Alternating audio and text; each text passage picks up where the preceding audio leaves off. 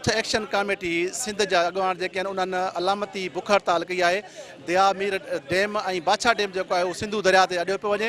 उनजी जेको आहे सो उनजी अॾावत ख़िलाफ़ ऐं ॿिया जेके डैम आहिनि सिंध में जेके सिंधू दरिया ते अॾिया पिया था वञनि उन अमल ख़िलाफ़ यूथ एक्शन कमेटी जा जेके अॻवान आहिनि ऐं सिविल सोसाइटी जा माण्हू जेके आहिनि उहे नवाबशाह प्रेस क्लब ॿाहिरियां एहतिजाजी अलामती बुख हड़ताली कैंप क़ाइमु कई आहे।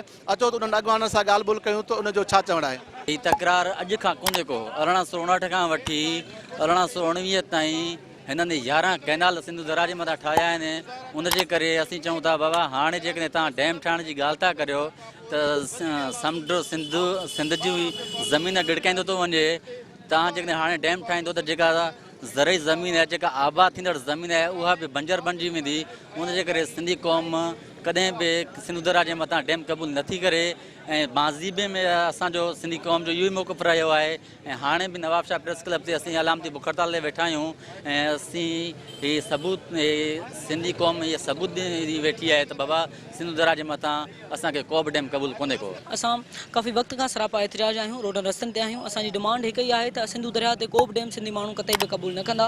उहो कालाबाग डैम हुजे, उहो बादशाह डैम हुजे, उनजो को बि नालो ॾिनो वञे। तव्हां ॾिसो त इस्लामिक लॉ जे हिसाब सां या इंटरनेशनल लॉ जे हिसाब सां लो रिपेरियंस जेका हूंदा आहिनि, जेका पछाड़की वारा माण्हू हूंदा आहिनि, उन सां डायलॉग थींदो आहे, उन सां राय वरिती वेंदी आहे। छो जो सभिनी खां वधीक नुक़सानु उन्हनि खे थींदो आहे। न उन्हनि खां वेठा बि न, उन्हनि सां डायलॉग बि न थियो, उन्हनि खां राय बि न वरिती वई, सिर्फ़ु ऐलान कयो वियो।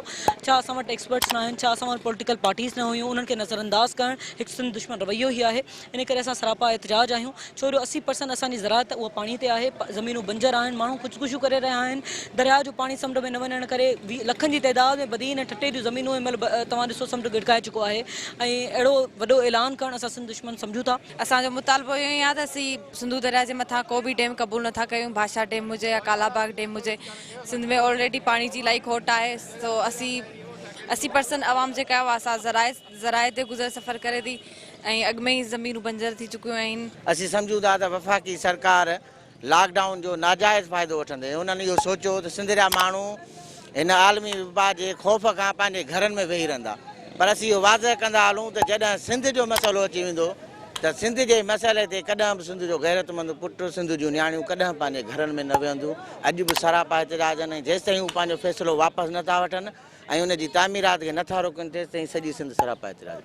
ही यूथ एक्शन कमेटी जा अॻवान हुया ऐं सिविल सोसाइटी जा शहरियुनि जेको आहे सो माण्हुनि जेको आहे भरपूर ते शिरकत कई।